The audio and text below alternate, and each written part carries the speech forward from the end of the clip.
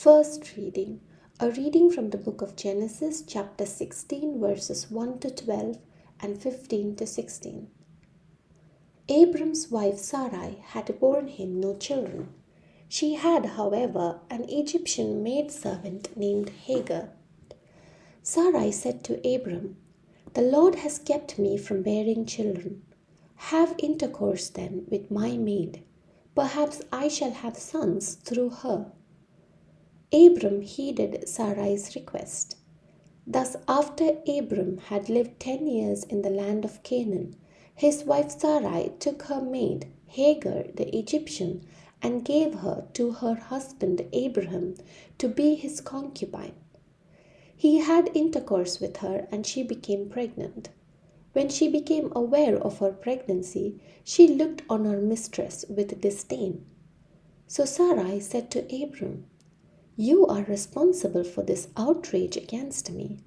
I myself gave my maid to your embrace, but ever since she became aware of her pregnancy, she has been looking on me with disdain. May the Lord decide between you and me." Abram told Sarai, "Your maid is in your power. Do to her whatever you please." Sarai then abused her so much that Hagar ran away from her.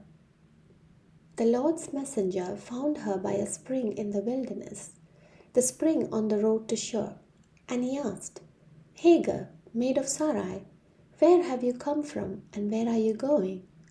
She answered, "I am running away from my mistress Sarai." But the Lord's messenger told her, "Go back to your mistress and submit to her abusive treatment. I will make your descendants so numerous," added the Lord's messenger, "that they will be too many to count."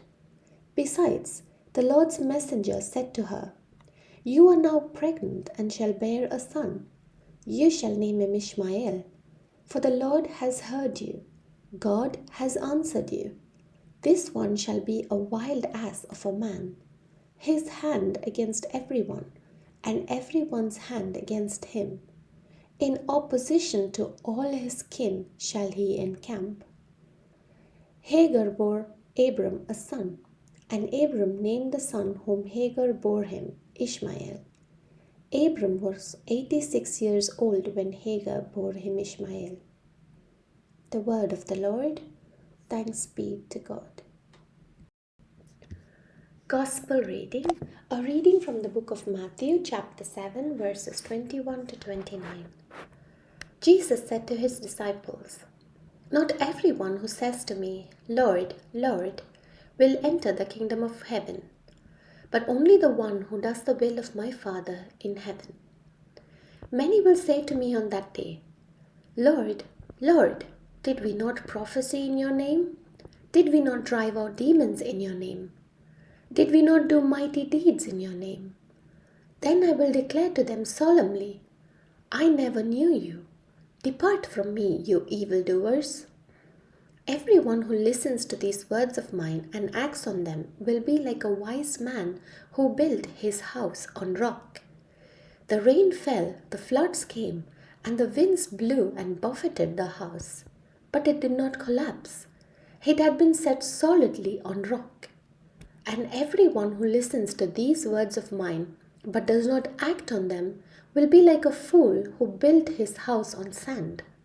The rain fell, the floods came, and the winds blew and buffeted the house, and it collapsed and was completely ruined."